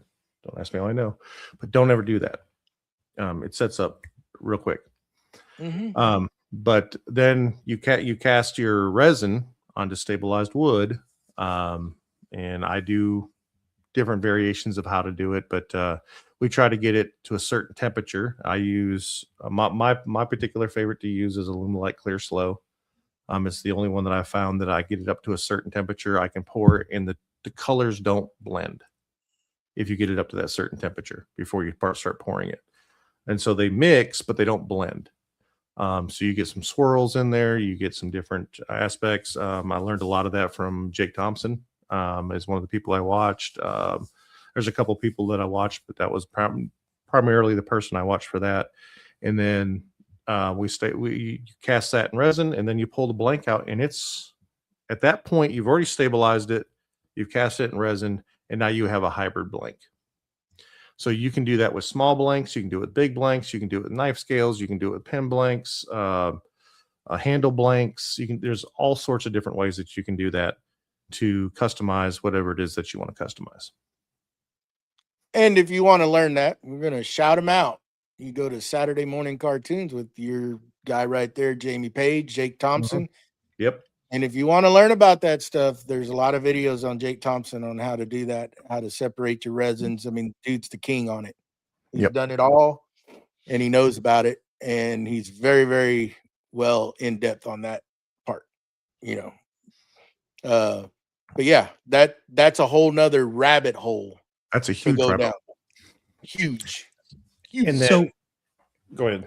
No, go ahead if you finish. Well, then turning that. So if you get to turning, the difference between turning full resin blanks that has no wood in it is like turning, it's just a solid medium. So there's no difference in it seems like it'd be very consistent. Yes, it is. It's very consistent. Different epoxies turn differently. Okay. Yeah, it makes sense, I would think. Yeah. So I had a problem with another company, their resin, and I kept on getting chips, and they would get shards all over your. I mean, it would literally, it felt like you were, and you didn't want. It was not enjoyable at all. Alumilite Clear Slow, that is what I found that is enjoyable. It's ribbons that come off from it. It's very smooth. It's a very enjoyable process. So cutting resin by itself is one thing. I recommend, if you're going to cut resin by itself, carbides. It's a better process. You're not going to have to sharpen your tools every 5 minutes. You're not going to have to, literally the carbides can hold that blade. That does a great job with that. When you're turning resin and wood hybrid blanks, it's a totally different game. So in what way? The medium or the density of the material is different.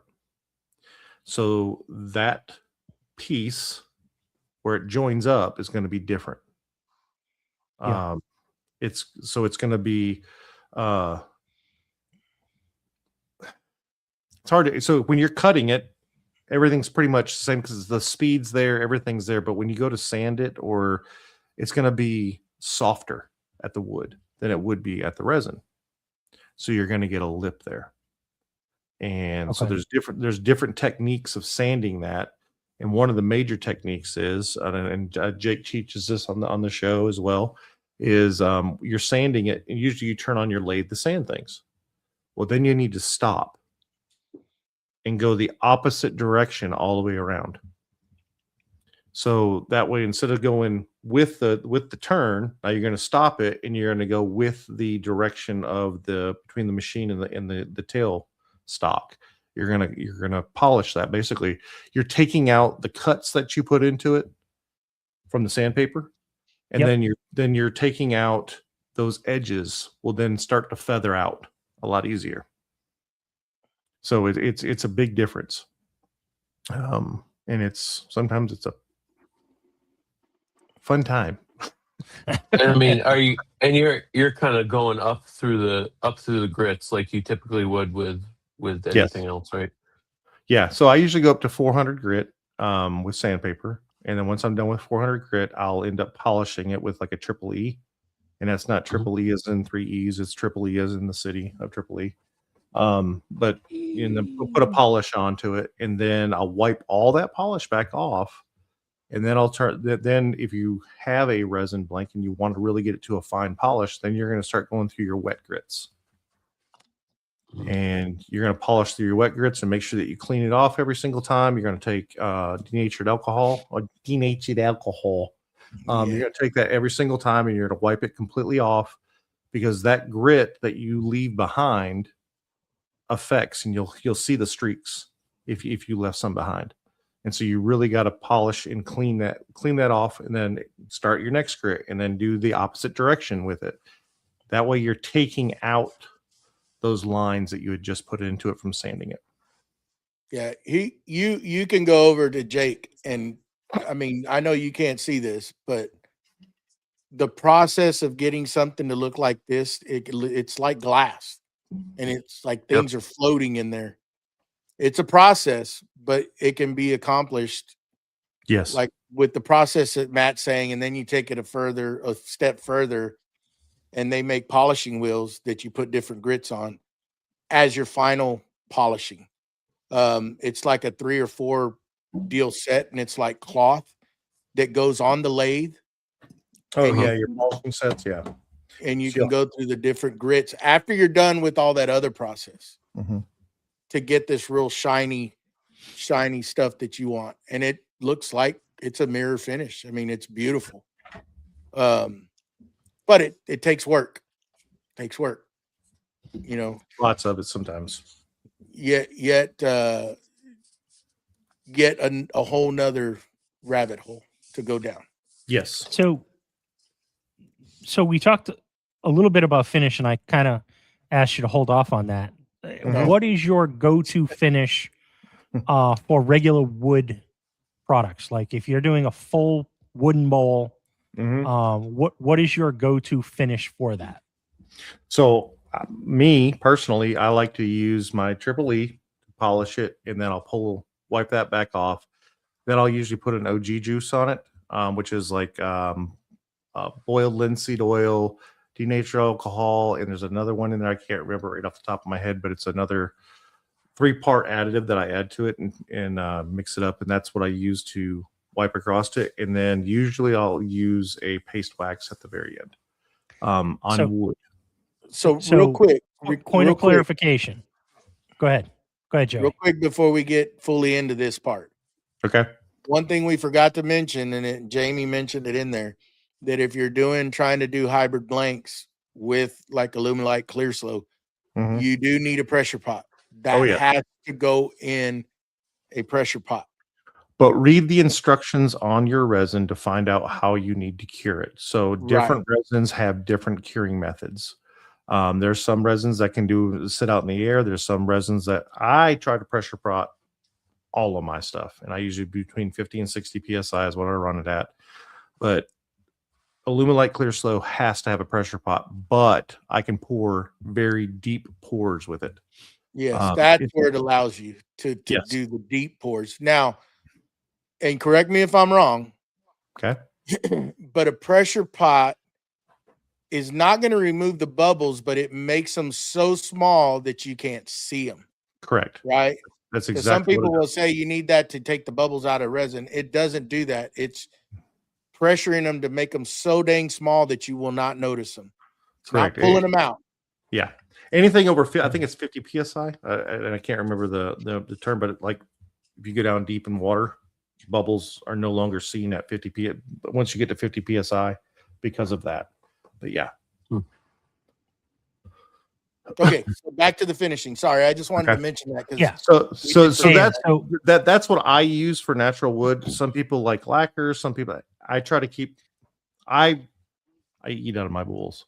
So that was where I was going to go. I was going to ask, is what you just talked about a food safe or food safe-ish? Okay. So now I would assume that you're going to use food safe finishes on solid wood bowls. And when you start getting into hybrid bowls, those are no longer food safe. Those are not something I want to be eating out of personally. Okay. So resin is considered food safe if you don't cut on it, if you don't Yeah. cut it out, if you don't take the chips out of it. It's no longer going to get into your mouth because there's no chemicals coming off from it. Okay. So Mhm. that being said, it is food safe, but I'm not going to scrape my fork against it. I'm not going to scrape a spoon against it. Right. Just like Chip bowl. yeah, just like charcuterie boards. I don't recommend people eating off those or cutting a knife on top of it because it's got resin on it, and that's not, so I don't. So if I do a resin bowl, I usually coat mine in a epoxy. Mhm. Because that way I sealed the wood, I've sealed everything, and that transition piece usually goes away. That's why I do mine. So you're almost like flood coating the surface. Yeah, it's so I Kinda. use my lathe doesn't spin slow enough. Mine, I think the slowest it spins is 60 RPMs. And so I have hooked up a rotisserie to my back of my thing. So I just turn off my lathe, and it's got a rotisserie. It hooks to the back of it. And I turn it on, and it's like at 3 or 4 RPMs. It's really, really slow. And I actually use a barbecue brush, like the rubber silicone barbecue brushes that they have for basting. And that's what I use to coat mine with. It makes it real easy. It's clean up. I can reuse them. It's super easy that way, but I try not to flood coat it. I start at one side and I work my way to the front, and that way I can capture all that. I have a resin container down below, and then I do it on the inside, start in the middle, and work my way to the ends. And so it's go ahead. Just to reiterate, because there's probably going to be people that kick back on this. Awesome. What we're saying is that resin is food safe as long as you don't cut on it. Correct. Right. Yeah. You don't want to sit there and gnaw on it and think it's going to be, I can eat this. No, you can't use it use it in a cutting board, right? No. Correct. No, never. Because when you eat or take in the pieces of it, that is not good for you. If you take a chunk off. Exactly. But you can use it for a charcuterie board to display food. It's not going to hurt.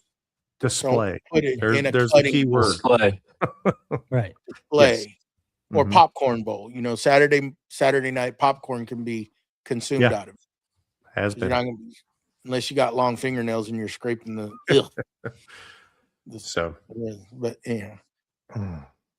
Okay, go ahead, Steve. Sorry. All right. So I was just gonna try and maybe wrap this up a little bit from the standpoint of, and feel free to say you don't want to answer this question or anything, but from a very high level, let's just say someone wanted to start getting into pen turning, and then maybe bowl turning, and then larger stuff where you've got like a huge one way or something like that. Ballpark. What do you think it costs on average for someone to say, go buy a mini lathe for pens and get some tools and get some things to make pens? Are we talking about, under $1,000, under $3,000, under $10,000, and just kind of go through each of those if you feel as though it's a valid question. So let me ask you this, because that question real quick. What's loaded? Do you mean the buy once, cry once, like to give you one lathe to do it all? Or do you mean? Well, he was very specific. He said a mini lathe. Tradition, you can go with whatever size tools that you plan on going to, just to get into it, just to get your feet wet. Right. I've never done this before. I've listened to this podcast. It sounds intriguing. Maybe I go for a weekend class, and I'm thinking about picking up a new hobby. What should I expect that this might cost? About $1,000. Yeah, that's about $1,000. About $1,000 in the US. That's about what you're going to start with. From that point on, once you get your feet wet, and then you go, you know what, turning pens ain't for me. I'm just not into it. I want to turn something bigger, and I can turn on my mini lathe that I got up to 10 to 12 inches, whatever it is. And you start turning bowls. That's what you want to get into. Then it starts to get. It's just like everything. With everything else. You can spend $5,000. You can spend $500,000. But exactly. Realistically, I think $1,000 entry is probably within a lot of people's ability to start a brand new hobby. Exactly. I think that's reasonable Yeah. for Yeah, most 'cause people. And you again, pick up- you can get stuff within that is less expensive or more expensive depending on your current situation. well, Mhm. And that is always used. Also on a MIDI lathe, you can buy table or bed extensions, which will then allow you to go longer, Oh, yeah. right? So MIDI lathes are a little bit versatile where you can, you can still turn yourself a bowl depending on the height of the headstock, so there's some things you can do, but I agree with the $1,000. You can easily get into it. And that's, if you want to go traditional tools, you can get you a decent set, and you can also get you a jig and a low speed. And I believe you can still come in under $1,000 with everything you need to get started turning. Mhm. That's not including, like, if you want to buy some materials and some pin kits and stuff like that, that can be a little, Mhm. but that stuff's even cheap as well, Yeah. because you can buy regular old pins to learn on. What are they called? Slims. Slims. Yep. And start learning how to do that, and then you get into your more intricate stuff if that's what you Correct. want to do. A mandrel's like $30-$40. You need a mandrel. Yep. But $30-$40 gets you You a need a mandrel. drill, which you should already have. You need and I recommend something to hold your piece. I've seen people try to hold it by hand, stuff like that, but you want to center it and have a good straight drill for that thing. There's the Wackerle mobile drilling station. There's drill presses. There's all sorts of different things, and then you can hold your piece to be able to drill those things out. And then your mandrel, your bushings, and your pen kit. And like I said, if you're just getting into it, start out with some carbide tools, and you're off and running. You don't have to buy any of that other stuff. Nope. Just tool. Mm-hmm. And you can rotate that carbide as it gets dull. And carbides are pretty reasonable, where it doesn't cost you a whole lot. Yep. To get those different ones. You could pick up a set of Easy Wood tools, small pin turning deals, for very reasonable. The whole kit. Yeah. It brings everything in it. Everything in it. They're nice. So yeah, I mean, and then, it's like anything. Pick what you want to do and go down that for a little bit before you start veering off into other stuff. Because, if you're going to do bowls, then do bowls and learn how to do bowls. If you're going to do pins, because pins will get pricey after a while, because then you want to start getting into all these other little things, and then all these other little. Where pins get pricey is that you have somebody that likes to turn them and then give them away. That's where they get pricey. Not that I know this, but I have somebody that loves turning pins. And Not she turns the necessarily hell loves out of selling them. the humidor. Show them the humidor. Even the No. people that aren't going to be able to see it, that are listening to the audio portion. But So this one is solid wood, and that's sapele, which is African mahogany. Mm. Okay. And then this is what I do is that is spalted maple. I love that. For the audio listeners, Matt is holding up a cylindrical 2-piece cigar humidor that splits and fits one cigar inside that humidor. Yes. My wife turned both of these. Very nice. Yeah. Brandy is very talented.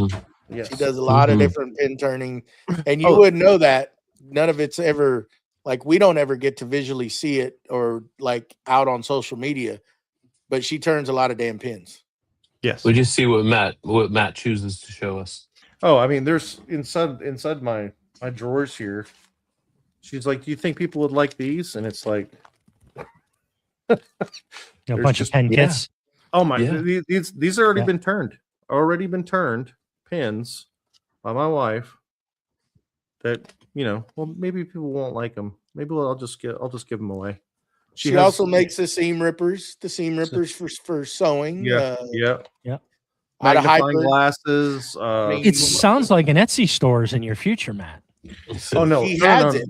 I have it. They're on. There's some of them on there. I think but she even does the envelope opener too, right? I she think does I have envelope opener. She think I have one does. of those. She does like a pencil envelope Pen opener, pencils. magnifying glass kit, and she'll do all of them all at the same time. Yeah, she does a really good job at them. Why do you think Matt's always making resin blanks? Because he's got to try them out. There's Just one try that them out. I did that's for doing color for, Ooh. but it's hollow, so she didn't like it. So you'd see something. So she's gonna turn it into a handle Ooh. blank. Cool. And that's the cool thing. Like that, you could then go in, and when you get good enough, like you could start customizing like your hand tool chisels, because you can make different handles. Yep. You want to do hybrid or something, you can turn that down. You can make you special drawer pulls for your shop if you're into that. I mean, there's all sorts of stuff you can do with the lathe. You know, not only, you know, it's cool. It's fun. What's Niles? Who owns that? I can't think of his name. Him and her. Robin. Robin and oh my God, if you wouldn't ask, I would have known. Carl Jacobson. Yeah, that's another amazing turner, and Yeah. he does such unique things. It's amazing, and I love his lathe. I love his lathe too. So good people, Carl and Robin. I mean, you could go watch his.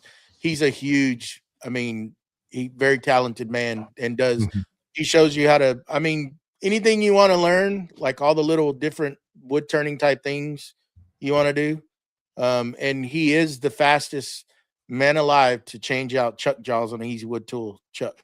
I don't care what Jamie says. Jamie's over there going to claim that he's the number one. But yeah, he's not. Carl beat him by a long shot. Brandy actually learned how to do encaptured rings. I think they're called encaptured rings by watching him, which is basically you turn, and then inside the tool piece itself, there's rings that can't come off from it that are free floating. So that actually brings up a question which I meant to ask earlier, of unusual turnings. Have you ever done any multi-axis turnings? I don't know if that's the right term. So basically, where you turn one way, and then you have to turn it another way. Slightly angle the piece, and now it's turning in a different axis. Off centers is what it is. Off centers. Okay. Yeah. I have not, because that just looks.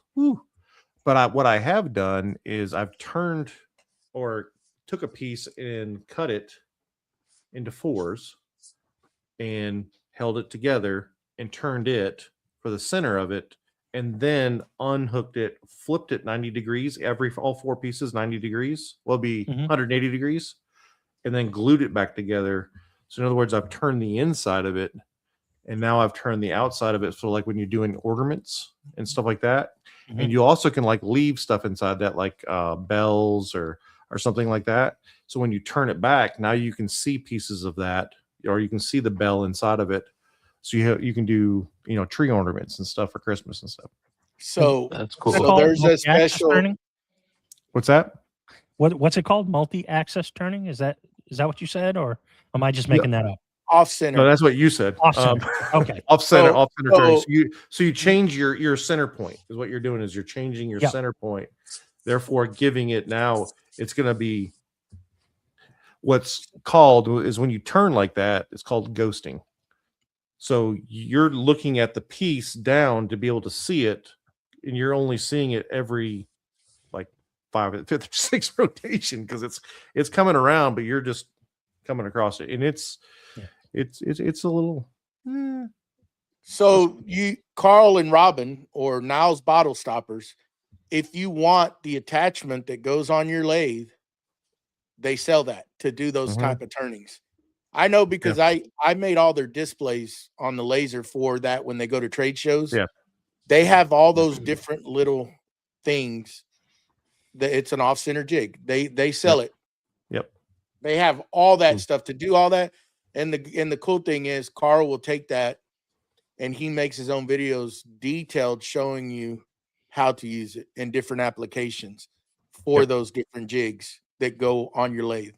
how to put it's pretty texture cool on them, all that kind of stuff. Yeah. Oh yeah, I mean it is real cool because some of that stuff it's indexed, right? And it's got different settings according to what you're trying to accomplish. It's pretty neat, pretty awesome to watch. Yeah, Sweet. it's a rabbit hole, So, Steve. It's a rabbit hole. Yeah, Huge. it's all a rabbit hole. But All of what do you say? We're approaching 2 hours here. You want to start wrapping this up? Yeah. Okay. So Yeah. I think, and correct me if I'm wrong, Matt, we may end up being having a turning segment on the CMP college for Okay. our patrons, and I believe that might be in the works. So if you are a patron, keep that in mind.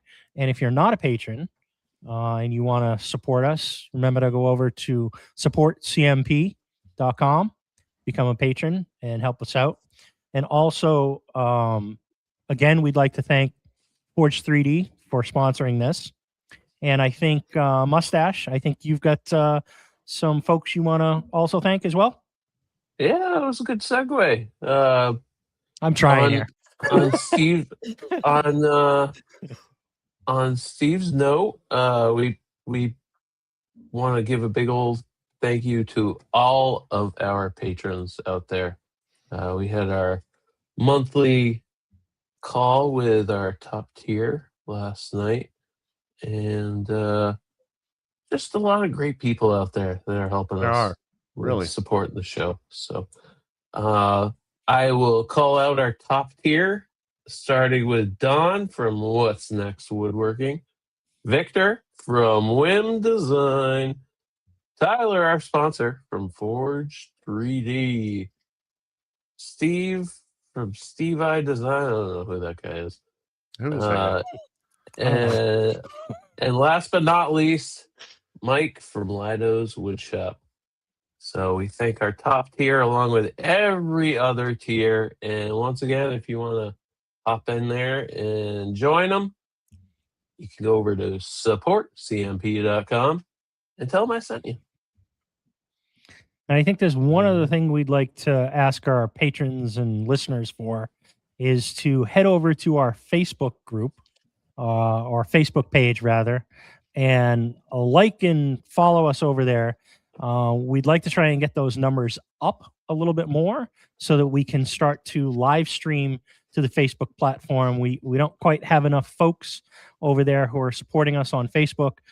So if you could find it in your heart to head over there and give us a follow on Facebook, we would greatly appreciate it. And Joey, you want to add anything else for all the other platforms?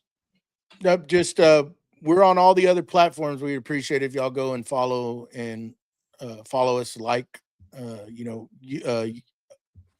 Facebook is one that we need to try to bring up, and we said that we're going to start mentioning that, and hopefully we get some folks over there to our page and do that. But please also remember, if you're not part of our Patreon group and not part of the Discord, you can always reach us at creativemakerspodcast@gmail.com. Please remember to give us a thumbs up on this video here. And if you would please, when it's over, I know I'm asking a lot. Once this goes off the air, if you can come back and leave us a comment, let us know what you think. If you need something answered, or if you'd like us to talk about more about wood turning, we can do another show. You can also send us an email about that. And please still remember to go help us and download on all the audio platforms like Spotify, iTunes, et cetera, et cetera. And we want 10 stars. 10 of them. 10 of them. Other than that, next week we have Mr. Ed Mancini, a longtime friend. He's going to be joining us on here, and we're going to have some good conversation. Again, we all are now Onefinity CNC owners. And that's right. You have yours? Yeah, we should. Hopefully this week, I would think it'd be in. If you ain't got it, you ain't an owner yet.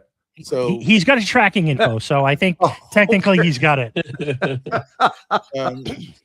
So I'm pretty stoked to get to use that and now be able to talk Onefinity with all these guys and see what it's all about. It's gonna be a little different, but it's gonna be cool. I got some cool stuff that I want to do on it. But anyhow, yeah, that and it's gonna be a good conversation with Ed. Can't wait. I hadn't seen that guy since last year. Where were we at? In Austin. Down there in Atlanta. In Austin. Oh, Austin. Austin. Yeah, at the Woodworking Festival. And it was good to see him. I hadn't seen him in a while, and it's always good times talking with Ed. So yeah, I guess that's about it. We appreciate everybody that hangs out with us in the chat during the live show. Thank y'all very, very much. Thank you to all our Patreon members. And I'm just gonna admit it. We forgot to do the monthly giveaway, but we're gonna do that privately here when we get off and pick a winner, and that'll be $100. Yeah. What's that? That means I get everything, right? Yeah, no. We're gonna pick a winner. We'll let the winner know from our Patreon, and that's another thing. We do these giveaways strictly for our Patreon members, and we would hope that y'all would come and support us. And that is going to be $100 gift card to Forge 3D, and got some awesome stuff over there by our sponsor. I mean, he's got some cool stuff that can be used in the shop. So anyhow, I'm going to shut up, get out of here. We've been on here long enough, jabbering away, and we'll see y'all next Sunday. Bye now. Bye.